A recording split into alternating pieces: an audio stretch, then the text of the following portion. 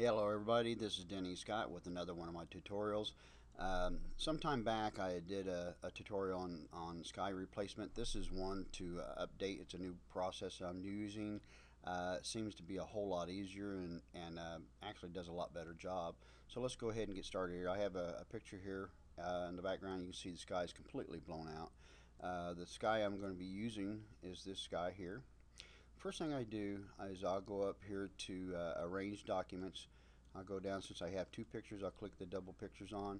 I'll go over here at the arrow and the plus key, and that's the move tool. Click it one time on the photo. I'm going to drag over and hold the left mouse button and drag it over, and you'll have it come up this way. Now once it's highlighted on this picture with that overlay of the clouds, you go back over to the documents and you go to the single photo, which brings that up. I'm going to zoom out here a little bit. You go to Edit, Free Transform, and that's going to show you the size of the sky in comparison to the picture you're putting it over the top of the house. So you hold down the Shift key, your left mouse button, and drag this in a little bit smaller than what the picture is. Let's drag this over here, and I'll double click that. I'll go up here to opacity. Let's drag that down to about 50%. And the reason I do this is, I'm going to zoom in here, is you can actually see how the sky looks on the background, how much white, how much clouds, what you actually, how realistic you want it to look, and that looks pretty good there.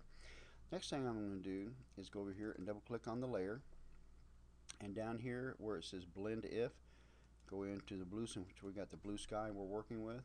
Go down to the bottom underlaying layer, and you take your left mouse, click the arrow button here and drag it to the right, and you can see all the stuff but the blue is being affected. And let's say you get around to 130 or so, something like that. I'll just stop there for right now. Hit OK, and we'll zoom in on this. And zoom in on the, well, first of all, I'll tell you what we'll do. Let's go back to opacity. Let's get the color of the sky we think that looks realistic with this photo. I mean, we can bring it all the way up there, which just doesn't really look realistic. So let's bring it back down a little bit to, let's say about there. Say about 70%. Then we'll take and double click, and let's go back here again. I'm going to zoom in on these leaves and stuff. Now let's double click on the layer, and we're back here where we were at a minute ago, and we can drag this down to the left, and you look at the edges of the leaves. I mean, usually when you do, the other way I did it, you got a lot of halos all over the place on these leaves and stuff, which was bad. Now you can hold down your Alt key on a PC, right click this bottom arrow, and it will separate it and let you do, well, you can see what I'm doing here, what it's doing. I can bring it back down if that looks the best, and we can bring down, hold the left mouse button and bring it all back down here to, we get rid of some of those dark shadows around. Click OK, zoom back out. Now as you can see in here, we still have some of the blue sky left over. What I do, and this is probably an easier way to do it than what I'm doing, but I go into my pencil tool. I'll make sure I have the hard sharp edge. Your left bracket key, bring that down so the pencil's not as big. I take, and basically you can see on the roof here, I want not to be bothered or be messed with.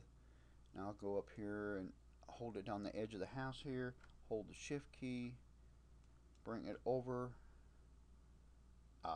Let's go back here. I forgot something. You got to have a layers mask on there, otherwise it affects the whole thing. So let's go back where we were. Let's go back and hit a layers mask, and then let's take and drag this down, and we can hold it, hit one time at the edge there, Shift key, hold it down, that makes a straight line. You click there to the corner of the house, that makes a straight line, and then over here we're just going to drag it over to see basically the edge. We'll go up, hold our Alt key down, click on the layers mask, and as you can see, this is all the places you saw me just make those marks. Now everything inside that I'm going to make disappear. And I mean, that basically this is erasing the sky, the top layer, and we'll go back and touch it up if we need to here in a second. Once you get that all done, we'll hold the Alt key down, click on the layers mask, and it goes back where we were at. Now you can see let's zoom in here real close, and let's say right here we messed up and we erased some of the sky. Okay, if we go to our layer mask, we'll see what we did there. Okay, we'll just go back. Now I'm going to hit the X key, which will inverse that, and I'm going to put that edge right there, click it one time, hold the shift key down, click it there, and then I'm going to fill in the rest of that. And to make sure I got all that, I'll go back to the layers mask and see there's a piece I didn't see. I'll click it back, and we'll go back. We'll go over here, make sure the roof is all taken care of. We can sit here. This may be sky here, this white, but it's probably not. So let's see. No, it's not. So we'll click at the edge of the roof one time, hold the shift key down at the other edge, takes care of straight lines. Click here one time. This is probably the same way. One time, click over to the edge, then we'll clear that. Now we'll go back, and basically that's it. If you look at this, let's go ahead and take the sky out. This is what we started with. This is what we ended up with.